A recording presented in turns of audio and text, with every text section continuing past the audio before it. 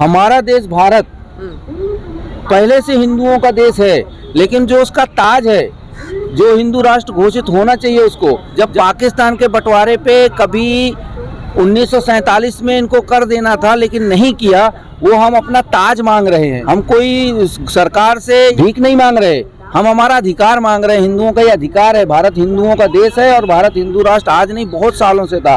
भगवान राम के समय, भगवान कृष्ण के समय और आज भी ये हिंदुओं का ही देश है।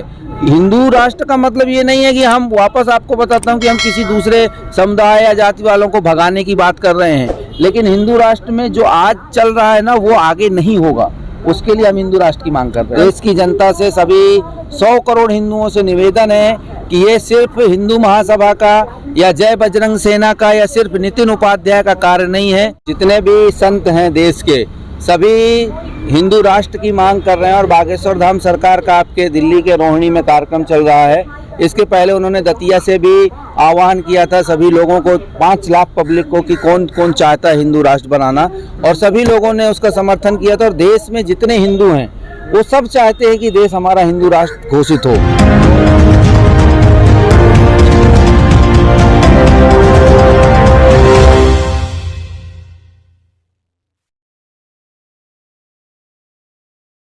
सर, आप लोगों ने की है, क्या कहना चाहेंगे जो जनता आपको सुन रही है? देखिए, हमारा देश हिंदू राष्ट्र आज नहीं सदियों से था। सनातन संस्कृति आज नहीं बहुत सालों से थी। और भारत पाकिस्तान बंटवारे के समय देश को हिंदू राष्ट्र घोषित होना चाहिए, जो नहीं हुआ। इसके लिए हम लोग ये पूरे देश में हस्ताक्षर अभियान चला रहे हैं। और आने वाले अगले साल माननीय प्रधानमंत्री को ज्ञापन देने का जो हमारा प्रोग्राम है, और भारत को हिंदू राष्ट्र लीगली तरीके से, हिंदू राष्ट्र है, ऐसा नहीं है कि हिंदू राष्ट्र नहीं, लेकिन कानूनन तरीके से भारत को हिंदू राष्ट्र घोषित कराना है।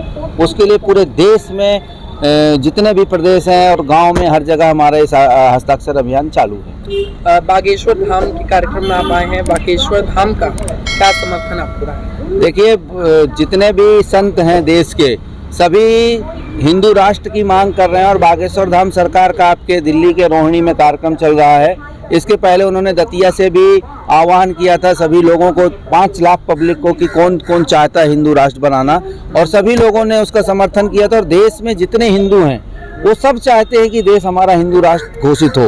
तो महाराज जी का भी समर्थन है, सहयोग है।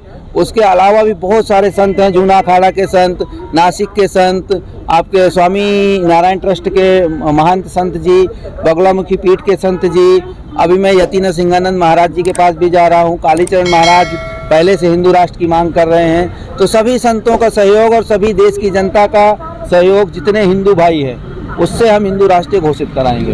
हिंदू राष्ट्र की आखिर जरूरत क्यों है? देखिए, जिस प्रकार दूल्हे के सर पे ना सेहरे की जरूरत रहती है, तो हमारा देश भारत पहले से हिंदुओं का देश है, लेकिन जो उसका ताज है, जो हिंदू राष्ट्र घोषित होना चाहिए उसको, जब पाकिस्तान के बंटवारे पे कभी 1947 में इनको कर देना था लेकिन नहीं किया, वो हम अपना ताज मांग रहे हैं। हम कोई सरकार से या भीख नहीं मांग रहे, हम हमारा अधिकार मांग रहे हैं। हिंदुओं का ये अधिकार है। भारत हिंदुओं का देश है और भारत हिंदू राष्ट्र आज नहीं बहुत सालों से था। भगवान राम के समय, भगवान कृष्ण के समय और आज भी ये हिंदुओं का ही देश है। हिंदू राष्ट्र का मतलब ये नहीं है कि हम, वापस आपको बताता हूँ कि हम किसी दूसरे समुदाय या जाति वालों को भगाने की बात कर रहे हैं, लेकिन हिंदू राष्ट्र में जो आज चल रहा है ना, वो आगे नहीं होगा।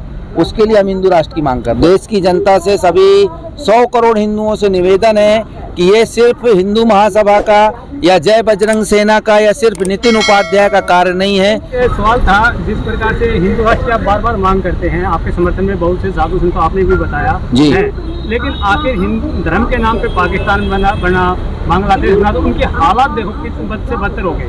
कह रहे हैं कि हिंदू राष्ट्र बन गया, बात तो उसकी। देखिए, उन धर्म के नाम पे पाकिस्तान बना, बांग्लादेश बना, उनका मैनेजमेंट बराबर नहीं था। और हमारे देश का मैनेजमेंट, ये देश सोने की चिड़िया है। इसको मुगलों ने लूटा, अंग्रेजों ने लूटा, लेकिन फिर भी आज हमारा देश भारत हर चीज़ में पाकिस्तान और बांग्लादेश से अच्छा है। तो ये जो मैनेजमेंट रहेगा ना जो सरकार का, उससे पाकिस्तान और बांग्लादेश जैसे हालात कभी हिंदुस्तान में नहीं होंगे, बल्कि उससे अच्छे होंगे। वो कह रहे हैं कि हालात अच्छे इसलिए हैं क्योंकि यहाँ सब धर्म मिलके रहते हैं, अगर धर्म के नाम पे बढ़ जाएगा तो फिर वही हालात हो जाएंगे। आप मुझको ये बताइए कि सब धर्म मिल के रहते हैं। हमारे हिंदू राष्ट्र में एक मांग है, एक देश एक कानून, सबको समान शिक्षा नीति। हम चाहते हैं कि सभी धर्मों के लोग समान शिक्षा ग्रहण करें, सब IAS IPS बने, जिससे देश का भी भविष्य उज्जवल होएगा और दूसरे समाज के लोग जो आज पत्थर लेके मार रहे हैं ना, उनको भी ज्ञान होगा कि इस पत्थर मारने की सजा क्या होती है, तो उनका भी भविष्य उज्जवल होएगा। इसके लिए हम लोग हिंदू राष्ट्र की मांग कर रहे हैं और एक देश एक कानून। अगर जो स्थिति क्या रहेगी खास करके मुस्लिमों की स्थिति, कोई देखिए, जो मुस्लिमों की स्थिति आज है हिंदू राष्ट्र बनने के बाद, इससे अच्छी मुस्लिमों की स्थिति हो गई है, मेरा दावा है। क्योंकि जब मदरसे बंद होंगे और सभी बच्चे स्कूलों में पढ़ने जाएंगे, तो जो आज मुस्लिमों के बच्चे, आप देखिए मदरसों में पढ़ के कोई IAS IPS या गवर्नमेंट ऑफिसर नहीं बना है। मदरसों में भी कौन बोलता है अच्छी तालीम? कौन सी पढ़ाई पढ़ाई जाती है मदरसों में? आप बता दीजिए। यही पढ़ाया जाता है कि पत्थर लेके मारो, हिंदुओं के कोई यात्रा निकल रही है उस पर पेट्रोल बम डालो। मदरसों में सिर्फ एक मौलवी पढ़ाता है और प्राइवेट या सरकारी स्कूल में ना हर सब्जेक्ट का अलग अलग टीचर होता है और सभी सब्जेक्ट उनको पढ़ाए जाएंगे। सिर्फ उर्दू नहीं, उर्दू भी पढ़े, मैं ये नहीं बोलता कि वो उर्दू मत पढ़े, लेकिन यूपी में एक कानून आया था पहले जब मैं पढ़ता था कि 8वीं तक अगर आपको संस्कृत पढ़ना तो संस्कृत पढ़िए, उर्दू पढ़ना तो उर्दू पढ़िए, दो में से एक सब्जेक्ट कोई भी ले लीजिए। तो मुसलमान है, उर्दू पढ़ना चाहते हैं पढ़े, हम मना नहीं कर रहे।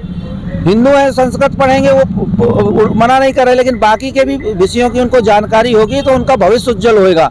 हिंदू राष्ट्र बनने से मुसलमानों का भविष्य अंधकार में जाएगा, ये कहना गलत है, बल्कि उनका भविष्य उज्जवल होएगा। अच्छा, हिंदू राष्ट्र बनाने के लिए आप कौन कौन सा कदम उठा रहे हैं? हमारा हिंदू राष्ट्र बनाने के लिए पूरे देश में हस्ताक्षर अभियान चलाया जा रहा है और अगले साल हम 13 अप्रैल को माननीय मोदी जी को रामलीला मैदान या दूसरा जो भी प्रोवाइड होगा गवर्नमेंट की तरफ से, वहाँ एक भव्य आयोजन करके और उनको 10 लाख हस्ताक्षर का ज्ञापन देंगे और उनसे हिंदू राष्ट्र बनाने की मांग करेंगे।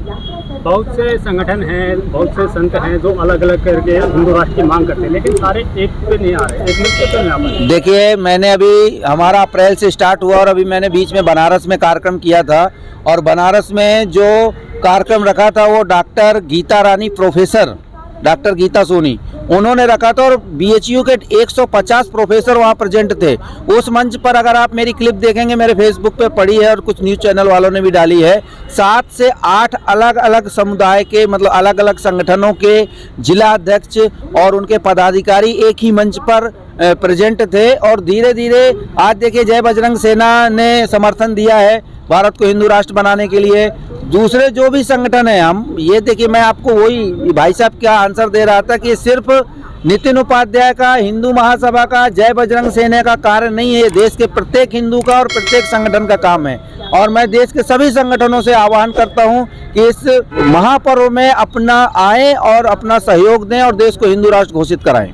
जी, कहा जा रहा है कि हिंदू राष्ट्र की आड़ में मनुस्मृति लागू करने चाहते हैं जिससे दलितों पर अत्याचार बढ़ जाए। देखिए, ऐसा कुछ नहीं है कि दलितों पे अत्याचार बढ़ जाएंगे या मुसलमानों पे अत्याचार बढ़ जाएंगे। हमारा जो हिंदू महासभा है या हमारा जय बजरंग सेना है, हम सबका साथ सबका विकास, हम लोग जात पात नहीं मानते।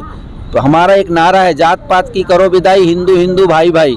चाहे वो दलित हो, वो भी हिंदू है, और मैं ब्राह्मण हूँ, मैं भी हिंदू हूँ। देखिए, इस संसार की उत्पत्ति शिव से हुई है, ये सब लोग जानते हैं। अगर मेरे अंदर शिव है तो उसके अंदर भी शिव है। तो हम अलग नहीं है, हमको बांटा गया है। हम एक पेड़ की 5 शाखाएं हैं जो मुगलों ने और अंग्रेजों ने विभाजित करके रखी है ताकि ये एक ना हो पाए। अगर एक हो जाएंगे ना तो जो ये 20% वाले तांडव करते ना, ये बंद हो जाएगा दूसरे दिन से। शिव से संसार की उत्पत्ति हुई है, उसी शिव की उत्पत्ति पे लोग सवाल उठा देते हैं। अब देखिए, ये तो संसार है, बहुत सारे लोग हैं। कुछ लोग तो भगवान को मानते ही नहीं, कुछ तो बोलते हैं कि भगवान है ही नहीं, लेकिन है तो भगवान ना। अगर भगवान नहीं होता तो शायद हम लोग भी यहाँ नहीं होते। तो जो मानते हैं, जो नास्तिक हैं, उनका कोई इलाज नहीं है, धीरे धीरे सुधर जाएंगे।